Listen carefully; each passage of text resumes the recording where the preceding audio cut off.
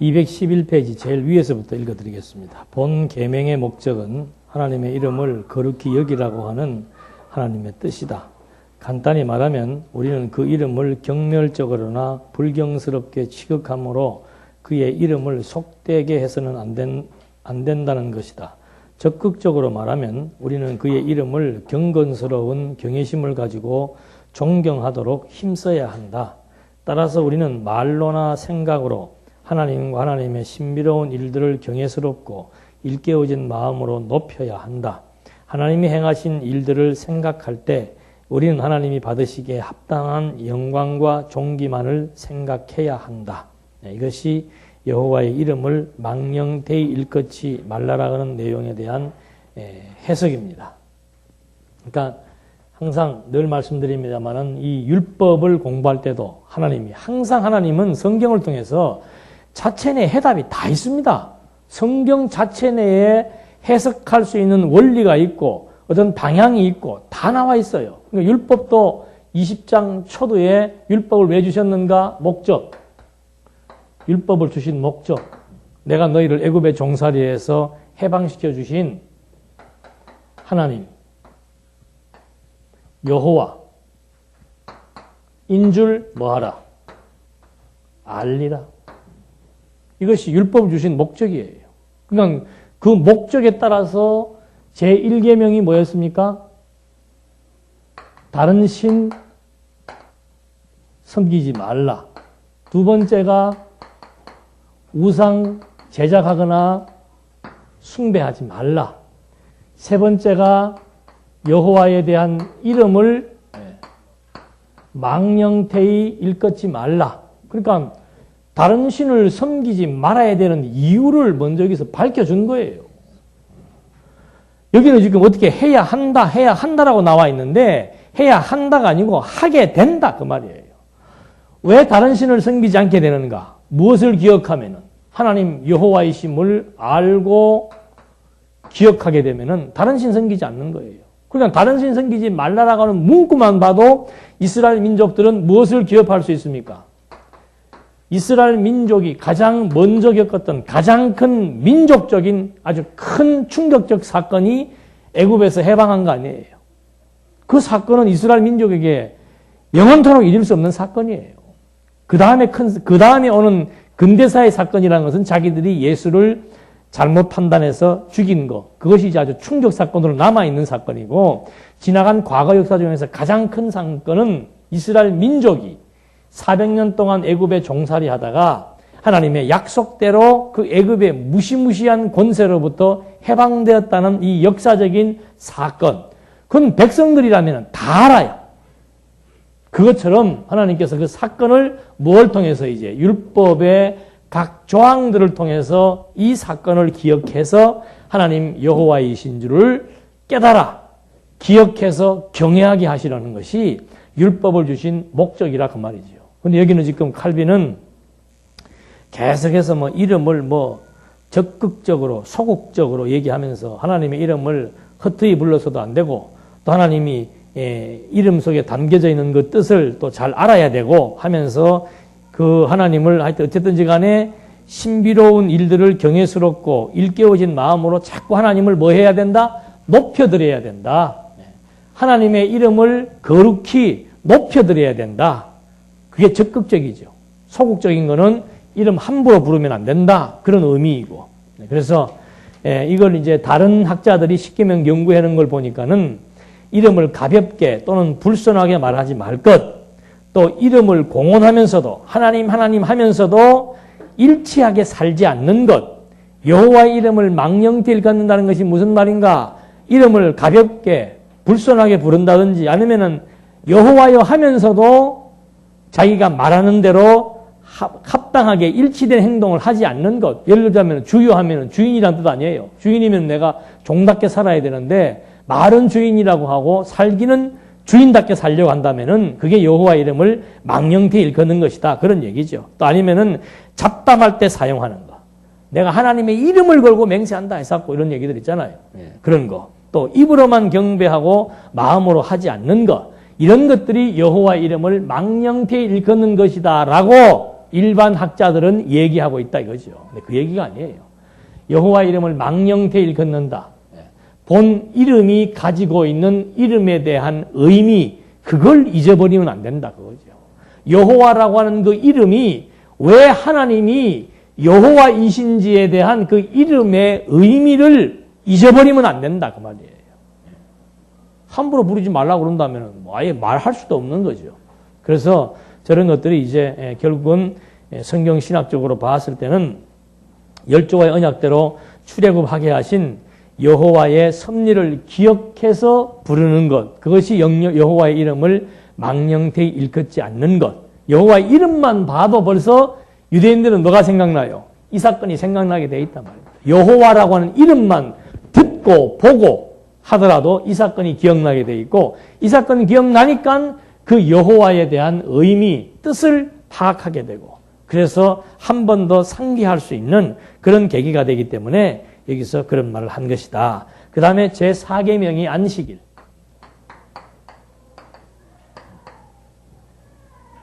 안식일이 나와 있는데, 안식일은 그 4번, 양쪽 가로 4번 있죠. 211페이지.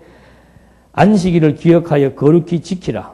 이게 이제 그 출애굽기 본문의 내용인데, 그 밑에 보면은 밑에서 두 번째 줄, 이 계명의 목적은 우리 자신의 모든 의향과 기호 및 모든 우리의 행위를 멈추고 하나님의 나라를 명상해야 하는 것이요. 이 명상을 주님이 정해주신 날들에 해야 한다는 것이다. 첫째로 이 법을 제정하신 하나님은 7일의 안식을 통하여 이스라엘 백성에게 영적으로 안식을 주셨다. 우리 믿는 자들은 자신들의 일들로부터 쉼을 가짐으로써 우리 안에 하나님께서 일하시도록 해야 된다. 그러니까 하나님이 주신 날이기 때문에 이 날을 잘 명상을 해야 되고, 두 번째는 하나님께서 우리들을 쉬게 했고, 그 다음에 믿는 자들은 자신들의 일들로부터 쉼을 가짐으로써 내가 쉬어야, 인간이 쉬어야 누가 일하는 거예요? 하나님이 일하신다 그 말입니다. 그러니까 안식일 날은 반드시 뭐 해야 돼요? 왜? 하나님을 뭐 하게 하시려고? 하나님 일하시게 하려면 우리가 일하면 안 됩니다. 우리 쉬어야 돼요. 근데 오늘 쉽니까 안 쉽니까? 오늘도 또 끝나면 노동해야 돼. 주방에 밥도 해야 되고 청소도 해야 되고 여기 또 뭐 설치도 해야 되고. 여러분들 주일날 여기 나온다는 것 자체가 쉬는 게 아니에요. 노동, 어떤 의미에서 노동도 여기 포함되어 있는 거예요. 딱딱한 의자에 앉아있는 이게 뭐가 쉬는 거예요. 소파에 누워있든지 침대에 누워있어도 주무시든지 TV를 보든지 그냥 내 편한 대로 하고 있어야 그게 쉬는 거지. 여기 앉아가지고 2시간 동안 이러고 있는 거는 이건 완전히 노동이지 노동. 근데 주일날 교회 나오는 거는 또 안식일이라고 그러잖아요. 안식일이라고. 완전히 잘못된 태단입니다. 그러니까 구약의 이 모든 것은 율법을 어떻게 하러 오신 거예요? 율법을 성취하러 오신 메시아에 대한 뭐예요? 언약이죠, 언약. 오늘 우리들한테 무슨 안식일을 지키고 무슨 날 지키고 이런 구약 백성들에게는 6일 동안 일하고 하루를 쉬면서 애굽에 종살이할 때 쉬는 날 있어요, 없어요? 없잖아요. 근데 애굽에서 해방되고 나니까는 이제 쉴 수 있다 이 말입니다. 6일 동안 일하고 하루를 쉬게 해준 거예요. 그날을 왜 쉬게 해줬는가? 내가 쉬어야 하나님이 이거 얼마나 유치한 얘기입니까, 이거? 우리 여기 본문 똑바로 읽어보면서도. 내가 그러면 일하면 하나님이 또 일 못 하세요? 말도 안 되는 소리를 지금 하고 있는 거예요, 여기에. 그러니까, 안식일은 뭔가, 아버지, 오늘 왜 일 안 하네요? 오늘 일 안 하는 이유는 우리가 과거에 애굽의 노예 생활할 때는 하루도 쉬지 못했다. 근데 하나님께서 오늘 우리를 애굽에서 해방시키셔서 이 역사적인 사건을 기억하도록 하기 위해서 오늘 우리 보고 쉬라고 그랬다. 그래서 오늘 우리는 쉼으로써 이 날을 통해서 하나님이 여호와이심을 뭐 하는 거예요? 깨닫고 기억하고 경외할 수 있는 이런 실령적인 관점에서의 안식일의 의미가 담겨져 있는 것이지 단순하게 하루 일하고 쉬어야 된다. 여기 말처럼 왜 쉬어야 되는가? 믿는 자들이 쉬어야 하나님이 우리 안에서 일하시도록 해야 되고, 두 번째, 주님은 이스라엘 백성이 특정한 날에 회집하여 율법을 배우고 의식을 행하며 하나님이 하신 일들을 명상하고 이 일들을 기억함으로 경건의 훈련을 받도록 하신 것이다. 경건의 훈련받기 위해서 안식일을 지키는 것이고, 세 번째, 주님은 종로로 하는 사람들이나 높은 사람들의 수하에 있는 사람들에게 하루를 쉬도록 명하셨다. 근데 요새는 이틀 쉬면 안 되죠. 예?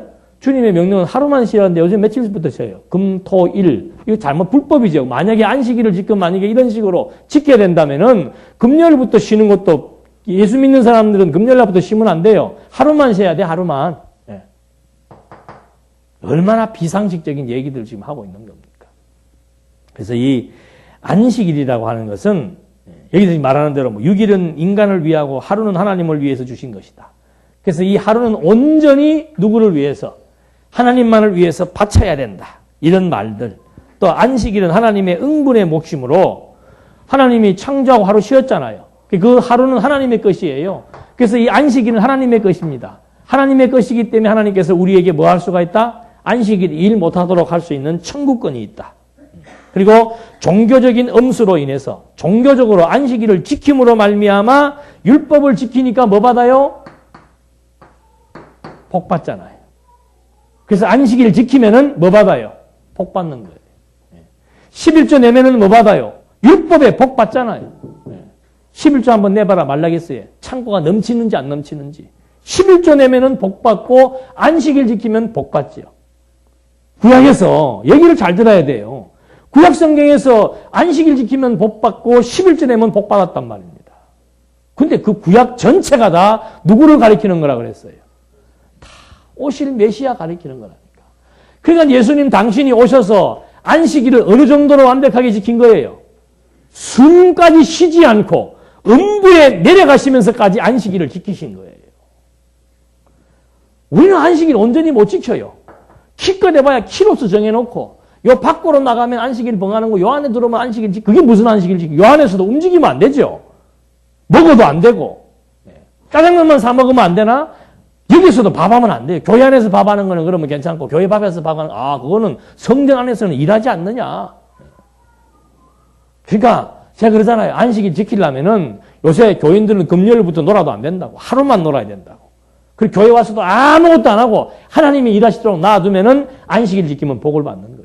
그런 식의 해석은 이건 완전히 구약 성경을 잘못하고 해석하고 있는 해석학적 오류입니다. 구약의 내용은 전부 그리스도에 대한 언약의 내용이에요. 예수님이 오셔가 당신 몸을 11조 제물로 드린 거 아니에요. 첫 것으로 첫 것, 첫 아들, 첫 열매, 그게 전부 메시아 가리키는 거 아니에요. 당신이 제물로 드려가지고는 자기로 말미암아 심령이 가난한 자들에게 뭘 준 거예요? 복을 주고 온전히 안식일을 누릴 수 있도록 심령의 복을 허락하시고, 그래서 그리스도로 말미암아 우리가 신령한 복을 다 지금 누리며 사는 거 아니에요. 그런 의미로 해석을 해야 되는데 구약을 현재적 의미로 해석을 해서 똑같이 오늘날 그대로 재현하려고 한다면은 이것만 지켜서는 안 되죠. 이것만 지켜서. 율법대로 소도 잡아야 되고 양도 잡아야 되고, 그러니까 또 그런 건 복잡하니까 제사는 다 이루었고 무엇만 남겨놓았는가? 10가지 이것만 남겨놨대요. 이건 완전히 율법에 대해서 잘못 해석하고 있는 아주 대표적인 사례입니다. 그래서 이 안식일이라고 하는 것은 저런 목적으로 준 것이 아니고 아까도 말씀드린 대로 출애굽의 사건을 기억하게 하고 애굽에 종살이 하던 사건들을 기억하게 해서 하나님 여호와이심을 알고 경외케 하신 것이다. 그러니까 안식의 제일 출발은 어디였어요? 에덴 동산이지. 에덴 동산에서 하나님께서 창조하신 다음에 하루를 쉬신 거예요. 그건 바로 실체적이고 신령적인 언약에 대한 메시아께서 참된 안식을 이루실 것에 대한 하나의 약속입니다. 그 다음에 또 안식이 뭔가 하면 시내산에서 안식합니다. 애굽의 학대와 노동으로부터 시내산으로 나와가지고는 노동으로부터 휴식을 얻게 되는 거죠. 노동의 종결의 의미로서의 안식이 있고, 그 다음에 가나안 땅 들어가서는 전쟁을 치르다가 승리하게 되면은 나라의 화평이 이루어지지요. 그런 전쟁의 승리로부터의 안식이 있고, 이런 모든 안식들은 바로 죄와 사망으로부터 뭐예요? 의와 생명을 얻게 해서 참된 심령의 안식과 신령한 복을 누리게 하실 그리스도 사역에 대한 언약의 내용들이라 그 말입니다. 그러니까 지금은 바울이 그러잖아요. 날 지키는 거 아니라 그 말입니다. 왜 근데 바울의 말을 무시할까? 이 날을 저날보다 낮게 여기지 말고 오늘만 거룩한 날이 아니고 이 시간만이 거룩한 시간이 아니고 일주일 내내가 다 무슨 날이에요? 다 거룩하고 다 의미 있고 다 아름다운 날들이다 이겁니다. 그러니까 안식일 지킨다는 것은 그런 의미가 아니고 이제는 그리스도로 말미암아 이루어진 참된 신령적인 복을 누리는 거, 그게 마음의 안식을 누리는 거예요. 신령한 안식을 누리는 거예요. 지금 우리가 벌써 그리스도의 사역을 기억하지 못하고 예수가 그리스도이신지를 잊어버리는 그 순간부터 우리는 내 생각이 앞서서 욕심의 노예가 되잖아요. 그래서 마음이 가난해지는 것이 아니고 마음이 막 부자가 되죠. 욕심으로 마음이 꽉 차지잖아요. 그때부터 내 마음에 뭐는 깨지는 거예요?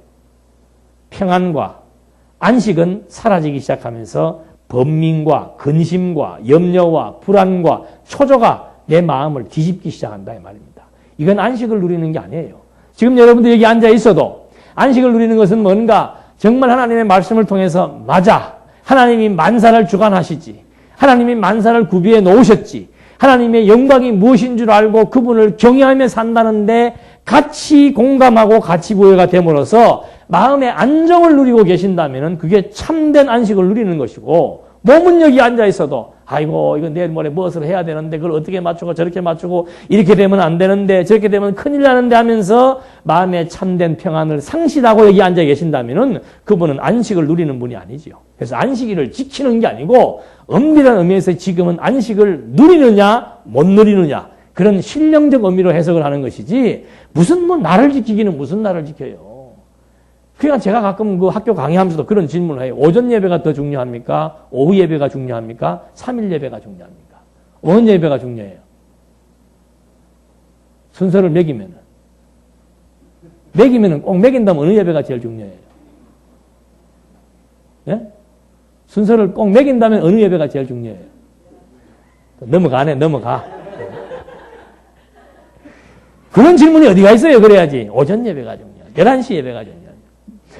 11시 드리는 거 지금 드리는 거 뭐가 달라요? 예? 제가 옷을 바꿔 입었습니까? 예? 똑같잖아요. 예배라고 하는 것도 그러니까 오전 무슨 예배? 예, 우리는 여기 그런 거 없나? 그냥 주일 예배 순 이런 식으로 하면 안 되지. 주일 오전 대예배, 예, 오후 소예배, 3일 거시기 예배. 예. 그게 3일 예배는 별로 안 나오잖아.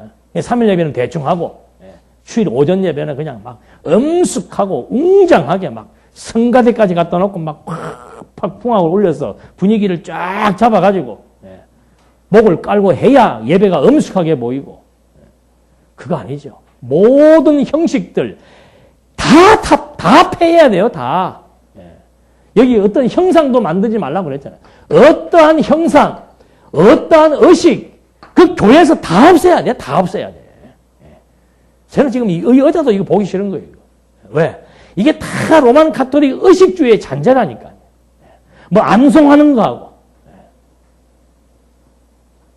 그냥 뭐 중얼중얼. 그 뭐 하는 짓이에요? 왜 그렇게 암송을 해? 그냥 찬송을 부르면 찬송을 부르든지. 눈을 감고 암송을 하고. 그거 숙달이 안 되니까는 축도도 잊어버리고 그러는 거 아니에요? 의식은 그냥 사거리 없어야 돼, 사거리. 저 예수님이 예배 드릴 때 어떻게 합니까? 자, 다 같이 묵도하십시다. 예? 그 다음에 뭐 교동문 외우고. 그런 거 없잖아요. 찬성 부를 때는 찬성 부르고 아니면 그냥들 다니는 거예요. 다니다가. 누가 질문하면은 뭐시라고? 너 그 질문이 뭐야? 모르겠는데요. 또 누가 아는 사람? 아, 그래? 이거다. 설명해주고. 또 가시다가 밥 먹고 배고프면 또 자고. 그게 공부 아니에요? 여러분, 밥 먹는 것도 공부예요. 자는 것도 공부고, 노는 것도 공부고, 또 노는 너무 공부 한쪽으로 치우치는 공부가 되면은 곤란하지만은, 이 사실 우리가 산다는 것 자체가 여호와 경외하기를 배우는 뭐예요? 공부. 중국말로 하면 쿵푸라고 그러더만. 그게 공부란 뜻이에요, 공부. 배우는 거예요, 전부 다. 그 중에서 성경을 통해서 이론적인 공부도 공부지만은 우리 삶의 전반이 다 공부라니까. 다 중요한 거예요, 다 중요한 거. 여호와 경외하기를 배우는 그 초점에 맞추어서 보면은 다 중요하고 다 의미 있는 거라니까. 아, 그래야 범사에 하나님을 인정하고 내게 주어진 환경 전체를 공부적 개념으로 받아들여서 정말 학습적 의지를 갖고 불타는 전투 의지를 가지고 삶에 임할 수가 있지. 아이고, 뭐 교회 나오는 날은 거룩한 날이고, 뭐 이제부터 여기서 나가면 어디로 나가요? 어디로 나가? 세상으로. 그럼 세상에 안 나가야 되지. 예? 여기가 깨끗하고 문 열고 나가면 더러운 데라면은 안 나가야 되지. 여기서 살아야 돼. 그러니까 이단자들이 한 곳에서 집단 생활을 그래서 하는 거란 말입니다. 아이, 거룩한 내가 아무 데 가도 다 뭐예요? 다 똑같아요. 내가 움직이는 데가 다 똑같은 데인데 무슨 뭐 환경에 내가 예속이 되나? 그게 아니잖아요. 우리가 환경을 지배하며 다스리며 사는 것이지 환경이 나를 지배하며 다스리며 사는 게 아니잖아요. 아니, 생육하고 번성하고 땅을 뭐예요? 정복하고 모든 만물을 뭐예요? 다스리며 사는 것이 교회인데 교회가 다스림을 받을 수는 없는 거 아니에요. 내가 환경이 다스림을 받는 게 아니고 내가 환경을 다스리고 사는데 뭐가 세상과 나는 뭐 딱 구별을 해가지고 세상은 뭐예요? 더럽고 교회는 깨끗하고 그러려면은 자꾸 팔공산에서 더 정상으로 올라가야 돼. 더 깨끗하고 약수물, 오염 안 된 약수물 나오면 거기 들어가가지고 거기서 우리끼리 운전가지고 슈퍼도 안 가고 그래서 자연식 하면서 먹고 살아야 거룩하고 깨끗한 사람이 되는 거예요. 여기 와서 물들면 되겠어요? 주제를 알아야 되지. 내가 더 이상 물들고 안 들고 할 것도 없어. 나는 이미 그냥 뭐예요? 그냥 한 일체라니까, 일체. 근데 일체, 이런 더러움의 일체인데 하나님께서 거기서 이렇게 뽑아가지고 한 부분을 지금 거룩하게 만들어 나가시면서 점점 여호와의 영광을 바라보게 해서 그분을 경외하기를 배우며 살아가게 하신 특수한 사람으로 하나님께서 우리를 스카웃해서 불러주셨다는 거. 거기에 의미가 있는 것이지. 뭐 그렇게 날 구별하고 지역 구별하고 장소 구별하고 그러니 여기와 여기를 구별하고 여기와 밖에를 구별하고 오늘과 내일을 구별하고 오전 11시 예배와 12시 예배를 구별하고 얼마나 우리 생각이 좁습니까? 그래서 안식일이라고 하는 것은 그런 날 지키는 게 아니에요. 그러니까 안식일날은 그냥 심령의 안식을 의미하는 거고 주일날은 뭐예요? 주일날. 안식일과 주일을 좀 대비 설명을 해야지. 주일날은 뭐예요? 주일날은 그냥 주님이 부활하신 날이래. 그날을 기념을 하는데 꼭 그날만 기여할 길은 뭐 있어요? 엄밀한 의미에서는 이 날이 만국 공휴일로서 다 모이기 좋은 날이에요. 아니 그리스도를 기억하면 부활만 기억할 거예요? 나는 그것도 별로 마음에 안 들어요. 주일을 왜 지켜야 되는가? 예수가 부활한 날이래요. 예수님의 사역 중에서 죽으심의 사역이 중요합니까? 출생의 사역이 중요합니까? 잉태의 사역이 중요합니까? 부활의 사역이 중요합니까? 승천의 사역이 중요합니까? 재림의 사역이 중요합니까? 빨리 얘기해. 어느 게 중요해요? 에? 이제 안 속네. 다 중요하죠. 다 똑같이 계시적 의미로서 다 똑같이 중요한 거예요. 하나님의 언약대로 성취하신 계시적 의미로서는 예수의 잉태도 출생도 성장도 죽음도 부활도 승천도 재림도 그게 전부 하나님의 언약을 이루시는 메시아의 계시 사역이기 때문에 다 똑같이 중요한 거란 말입니다. 근데 왜 하루 한 사건만 빼가지고 주일날 그래서 지켜야 된다고 말한다면은 그건 형평의 원칙에 어긋나는 거죠. 예수님의 죽으심의 날도 지켜야 되고 주일날도 지켜야 되고 성탄도 뭐 그래서 신정통주의자들은 절기를 지킵니다. 절기. 교회 절기에 목숨 걸어요. 교회 절기에. 그런 의미 속에서. 아니죠. 다 똑같은 날이에요. 다. 이 날은 그냥 우리가 모이기로 좋은 날입니다. 모이기로 좋은 날. 조금 더 급진적으로 말씀을 드리면은 우리가 지금 토요일 날 모이자고 총회에서 결의하면은 토요일 날 모이면 되는 거예요. 예를 들자면은 그런 의미에서의 주의를 얘기하는 것이지 꼭 부활의 사건만 의미를 부여해서 오늘은 주의 날, 부활의 날이기 때문에 오늘은 반드시 모여야 됩니다. 그건 좀 문제가 있다 그 말이죠. 그러니까 지금 예배 시간 우리는 오후 시간 변경했잖아요. 왜? 우리끼리 지금 좋은 시간에 변경한 거예요. 만약에 여러분들 전체가 주일날 새벽 4시에 드립시다. 그럼 새벽 4시에 드려도 돼요. 주일날. 저는 대찬성입니다. 새벽잠이 없으니까. 새벽에 예배 드리고 나머지 그냥 풀로 우리 시간 갖자 그러면 좋지 않아요? 그게 약속이에요. 약속. 우리끼리 약속이지. 우리끼리 약속. 뭘 하나님을 일하게 해주시고 하나님을 위해서 뭘 하고 하나님 우리 안 이해해도 괜찮다 그러잖아요. 우리 위해지 안 해도 하나님 아무 상관없으신 분이에요. 그런 말 쓰지 말자니까. 뭘 누구를 위해서 하는 것처럼 그냥 그럴 거 없고 우리들의 약속이에요. 우리의 약속이니까. 제가 그러잖아요. 오늘 11시에 모이기로 약속했잖아요. 그럼 여러분 우리도 사회생활 하면서 어떤 사람이 제일 신뢰감 안 가는 사람들이에요. 약속 시간 어기는 사람. 약속 내용 어기는 사람. 그거 불신하잖아요. 아이고 자 막 코리안 타임이다. 먹는 거는 빨리빨리 달라고 그러면서 약속 시간은 안 지켜. 마찬가지예요. 우리 서로 사랑하니까 사랑의 약속 시간을 만든 거 아니에요. 청중남녀가 서로 사랑하는 사이가 12시에 만나자 그랬으면은 그 시간 기다려요, 안 기다려요? 기다리지요. 그리고 막 더 빨리 나가서 미리부터 가서 기다리고 있잖아요. 왜? 빨리 보고 싶고, 빨리 만나고 싶고, 왜? 사랑하니까. 똑같은 이치예요. 오늘 성도들이 정해놓은 주일날 오전 11시 약속 시간, 그래서 정해놓은 겁니다. 그 약속 시간 어기는 사람은 덜 사는 사람이든지, 시간 개념이 없든지, 그런 것이지, 여러분 주일날 시간 지각하면은 벌 받습니다. 주일날 빠지면은 안식일을 범하는 것과 똑같은 이치이기 때문에 벌 받습니다. 이건 완전히 잘못 가리키는 거라 그 말입니다. 주일날 빠지고 6개월을 빠져도 괜찮고 1년을 빠져도 괜찮아요.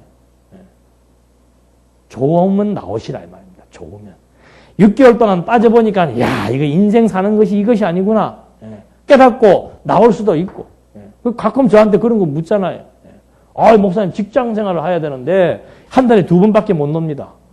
나한테 뭘 요구하고 그걸 묻는 거예요? 무슨 대답을 요구하고? 보통 교 같으면 그러죠. 그럼 직장 바꿔야 되죠. 주일날을 범하면서까지 직장 하나님 앞에 기도하십시오. 그럼 하나님이 주일날 빠지지 않은 직장을 주십니다. 안 주는 경우도 많아요.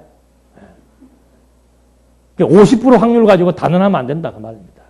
자기 판단에 맡기는 거예요. 자기 판단에.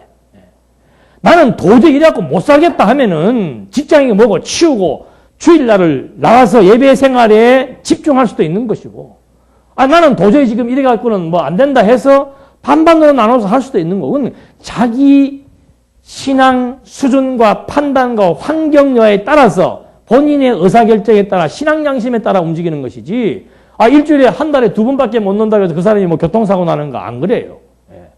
열심히 주일날 안 빠지고 나오는 사람도 보통 교회 교통사고 새벽 기도 갔다가 오는 사람들 사고가 많이 나더만. 새벽 기도 갔다는데 왜 교통사고가 나요? 안 나야지.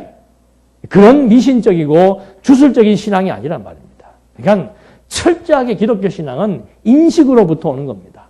하나님 어떤 분이신 줄 깨닫고 같이 부여되니까 아이고 나는 난사다 귀찮다. 오늘이라도 나가서 말씀을 듣고 성도 간의 교제를 이루며 사는 이것이 내 삶의 최고 가치다. 그러면은 누가 나오라 말할 거 뭐 있어요. 본인이 알아서 하는 것이고. 그럼 나는 신앙이 없네. 그게 또 생각할 것도 없어요. 내가 지금 당장 일하지 않으면 다 굶는데 그러면 어떡할 거예요? 네? 지금 이 직장이라도 그만두면 내가 지금 굶고 죽게 생겼는데 가장으로서 책임을 져야 될 거 아니에요. 그러니까 본인들이 알아서 판단해서 결정하시면 돼요. 앞으로 나한테는 그런 거 묻지 마십시오. 어떻게 할까요? 그래서 이 안식일에 대한 기본적인 개념들이 머릿속에 잔재해 있기 때문에 자꾸 그런 것으로부터의 두려움을 갖게 된다 이 말입니다. 바울은 분명히 얘기했습니다. 이날, 저날, 이 시간, 저 시간 무엇이 덜하고 덜하고도 없다. 다 똑같이 주의 날이다. 월요일도 하나님 경외하기 위해서 배우는 삶이고 화요일도 배우는 삶이고 직장을 통해서도 배우고 가정을 통해서도 배우고 무엇을 통해서든지 간에 여호와 경외하기를 배워나가는 그 삶의 근본적인 취지만 우리가 바로 이해한다면은 안식일의 의미, 주일의 의미도 정확하게 파악을 할 수가 있습니다. 그 다음에 제 5계명은 바로 부모 공경.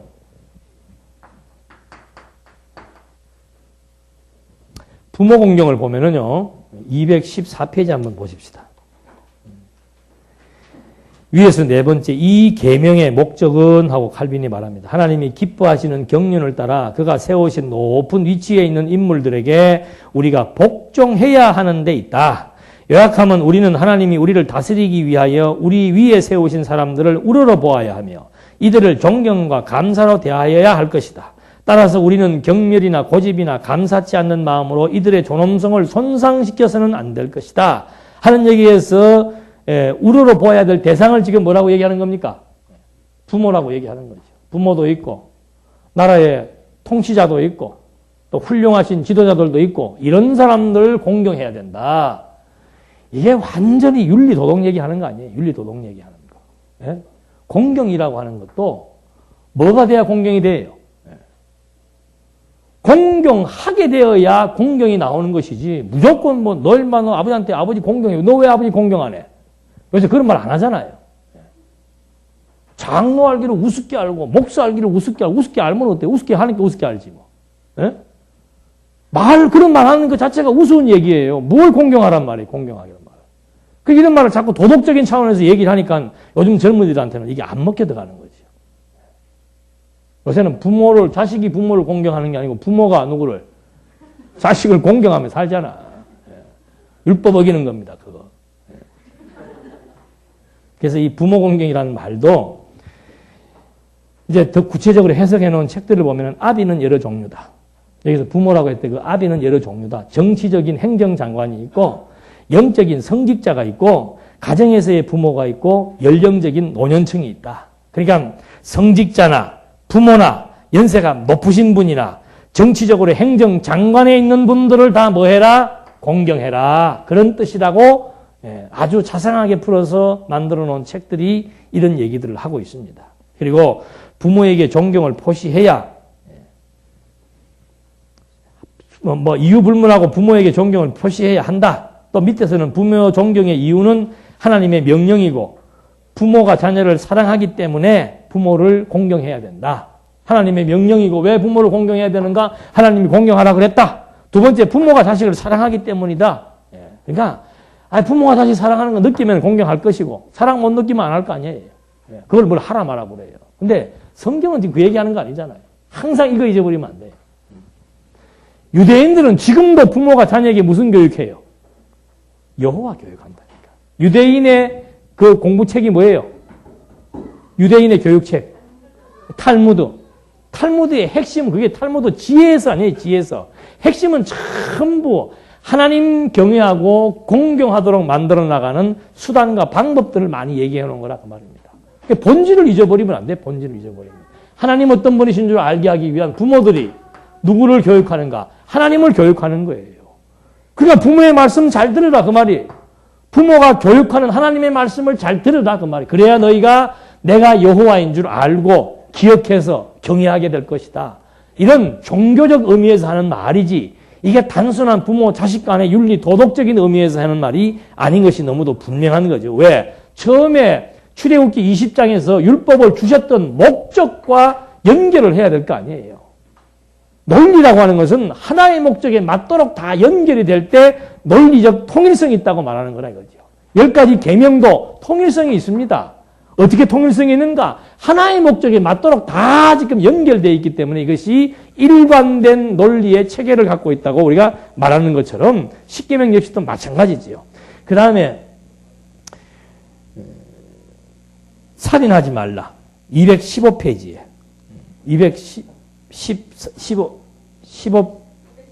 14 밑에 이 계명의 목적은 인류를 하나로 묶고사 누구나가 모든 사람의 안전에 관심을 지녀야 하는 데 있다. 요컨대 우리의 이웃의 몸에 손상을 입히는 폭력, 상해 및 그 어떤 해로운 짓도 우리에게는 금지되어 있다는 것이다. 따라서 우리의 이웃의 생명을 건지는 일에 조금이라도 도움이 될 만한 것이 우리에게 있다면 우리는 이것을 충실히 사용하도록 명령받으며 이들의 평화를 위해서 무엇인가 해야 할 경우 우리는 그렇게 하도록 명령받으며. 제일 좋은 직업이 뭐예요? 119 소방대가 제일 좋겠네. 살인하지 말라. 인류의 뭘 위해서요? 인류의 평화를 위해서. 아니에요. 여호와 알게 하기 위해서 그런 거 아닙니까? 여호와 알게 하기 위해서. 유대인들이 유대인을 자꾸 살해하면은 어떻게 되겠어요? 하나님의 약속인 뭐예요? 생육하고 번성하는 것 단절되잖아요.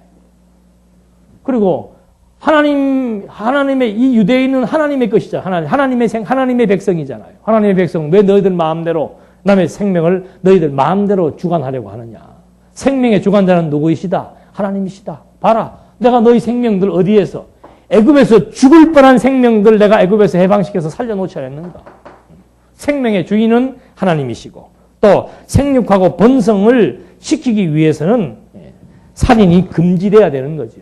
그래서 그런 생육 번성을 통해서 살인 금지를 시킴으로 말미암아 생명의 주관자이신 하나님 여호와이심을 알고 경외케 하기 위한 그런 의미에서의 계명이지 인류의 생존과 인류의 평화를 위해서 그건 아니다 그 말이죠. 그러니까 예수님이 그러잖아요. 구약에서는 사람을 죽여야 살인이지만은 신약에 와서는 뭐예요? 마음으로 형제를 미워만 해도 뭐 하는 겁니까? 살인한 것이라 그 말입니다. 이거 어떻게 우리가 이걸 어길 수가 있어요? 그러니까 우리가 마음으로 형제가 미워질 때는 왜 미워지는 거예요? 내가 어디에 앉아 있으니까. 내가 하나님 자리에 앉아 있으니까. 내 생각대로 안 하니까 미운 거 아니에요. 내 생각대로 하면 이쁘고 내 생각대로 안 하면 미운 거 아니에요. 그러니까 이것이 잘못이다 이 말입니다. 진정한 살인의 의미는 전부 종교적으로 하나님과 연관지어서 해석을 해야 되지 그렇지 않고 어떤 일반적인 윤리 도덕적인 차원에서 사람을 해치지 말라, 신체를 해치지 말고 영혼을 해치지 말고 또 자신을 해치지 말라. 자신 해치는 게 뭐예요? 그게 자살 아니에요, 자살. 살인도 하면 안 되고 자살도 하면 안 되고. 근데 살인하는 거는 구원받아요, 못 받아요? 살인하면 구원받아요, 못 받아요? 살인을 해도? 에? 살인해도 구원받아요. 에? 또 목소리가 작아졌어. 자살하면 또. 정복 얘기해봐. 자살하면 구원받아, 못 받아요? 그래. 자살하면 구원받아요, 못 받아요? 자살해도? 살인해도? 이야, 이 동네 무서운 동네네. 예? 예수님의 우편 강도가 뭐한 사람이에요? 살인자예요. 근데 보통 학교에서 뭐라고 가르치는가 하면은 자살은 하면 구원을 못 받는데 남을 죽인 사람은 무슨 기회가 있습니까? 회개할 기회가 있는데 자살하는 사람은 회개할 기회가 없는 거라. 그럼 자살하기 전에 회개하면 되지 뭐. 하나님 나 죽을랍니다. 봐주십시오. 그리고 죽으면 되지. 굳이 꼭 회개가 필요하다면. 구원이라고 하는 것하고는 이 구원을 결정짓는 요인이 아니잖아요. 구원이라고 하는 것은 뭐로 받아요? 믿음으로 받는 거죠. 지금 우리도 마찬가지예요. 우리 살인해요, 안 해요? 하나님이 판단하시는 기준에서 살인해요, 안 해요? 거룩하신 분들만 계신 모양이구나. 살인 무지하게 하지요. 부모도, 자식도, 친구도, 형제도 살인 많이 하지요. 하나님은 이걸 보신다니까. 죄를 판단하실 때 이걸 본단 말이에요. 근데 하나님이 이거 다 어떻게 했어요? 다 그리스도로 말미암아 다 용서해 주어서 살인자로 살아가는데도 불구하고 우리를 의인이라고 칭해 주신 그것이 사도 바울을 감동시킨 하나님의 사랑의 표현 아니냐 이 말이죠. 아, 그러면 이제 내가 한번 걸려봐라. 그거 하라고 해도 해요, 이거? 누가? 진짜 강팍한 마음이 들어와야 하는 것이고. 아니, 마음으로 미워하는 마음이 자꾸 반복되어져서 하나님이 순간 놔버리면은 행동하는 것이나 마음으로 먹는 것이나 하나님의 심판 기준에서 볼 때는 다 똑같은 살인죄 저지른 거하고 똑같은 거라 그 말이죠. 그런 심판대 앞에서 벗어날 사람이 어디가 있습니까? 한 사람도 없는 거지. 죽는 방법은 뭐 자살을 해서 죽든 교통사고로 죽든 뭐 그런다고 해서 뭐 자살해갖고 죽으면 뭐 회개할 기회를 못 받아서 구원 못 받고 하는 그런 거는 조금 유치한 발상이라고 볼 수 있죠. 그러니까 구원이라고 하는 것은 믿기로 작정된 자, 하나님께서 믿게 하여 의롭다함을 얻게 해서 인간의 행위와 관계없이 뭐 하는 거예요? 인간의 행위와 관계없이 믿음으로 말미암아 구원에 이르도록 창세전부터 정해놓은 자들 하나님께 섭리해 나가시는 거라 그 말입니다. 그 철저하게 이 예정을 부정하게 되면은 그 다음에 현상적인 문제에 가서는 헷갈릴 수밖에 없는 거예요.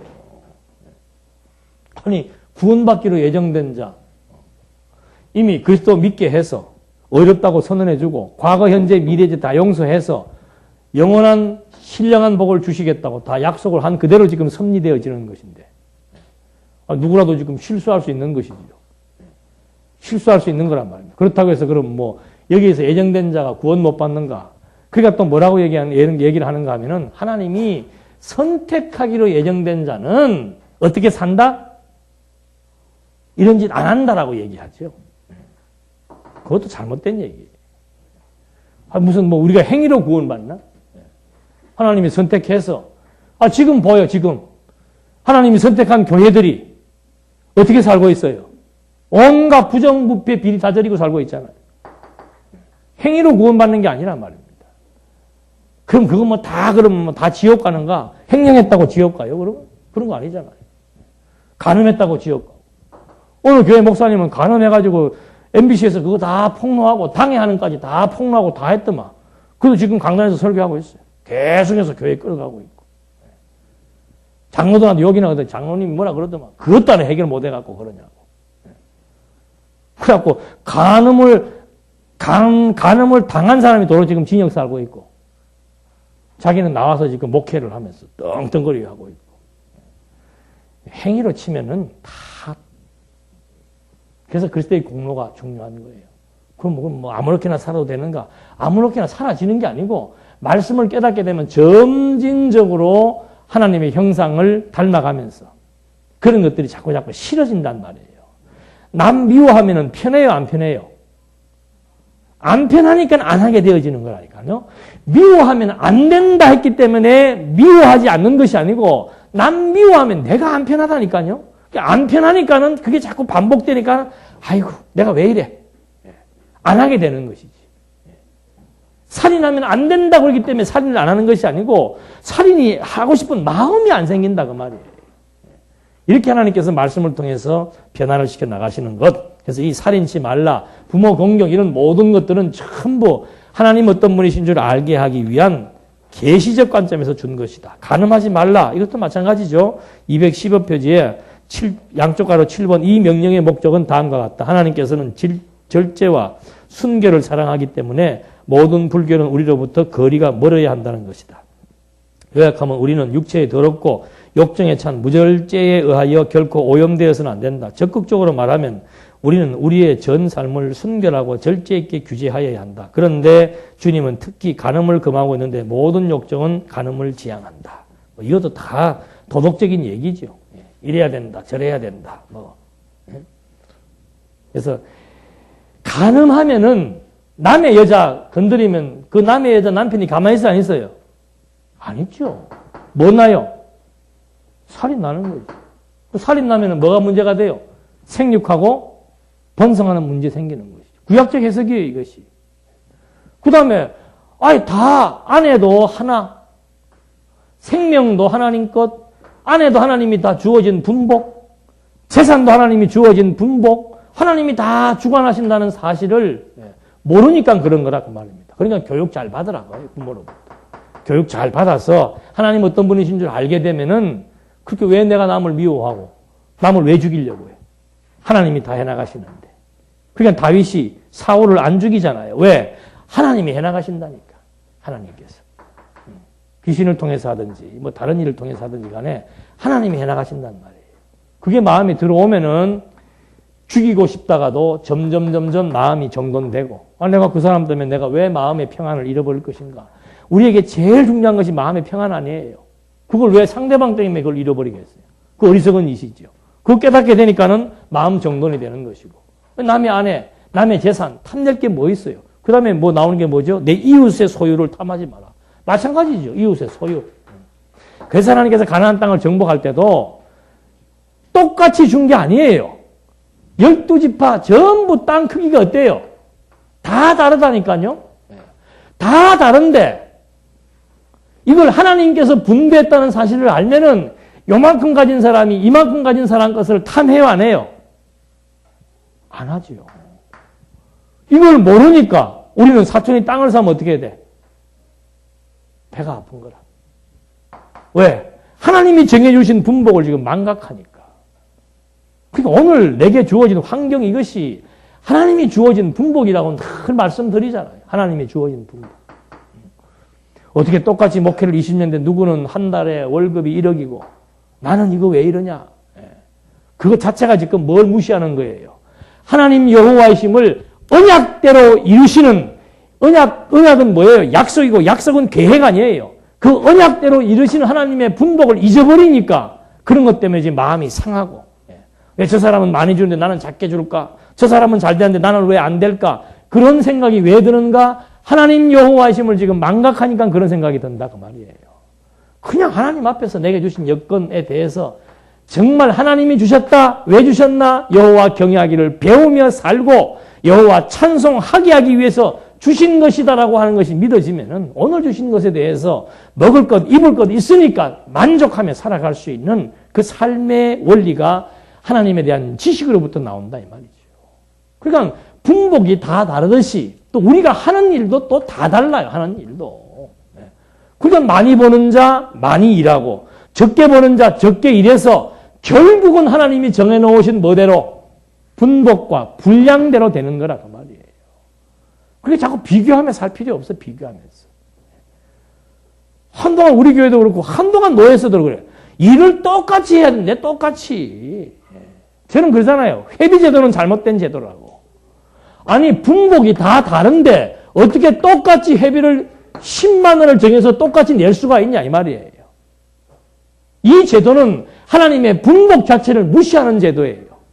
많이 버는 사람 많이 내든지 또 많이 벌어도 신앙이 없으면 적게 내든지 또 적게 벌어도 신앙이 좋으면 좋은 만큼 알아서 내든지 그 자기 믿음의 분량 따라 주어진 여건 따라 하나님께서 각각 주어진 것에 따라서 하게 되어 있는데 왜 똑같이 거두냐고 말입니다. 똑같이. 그건 안 되는 것이죠. 똑같이 해서도 안 된대 또.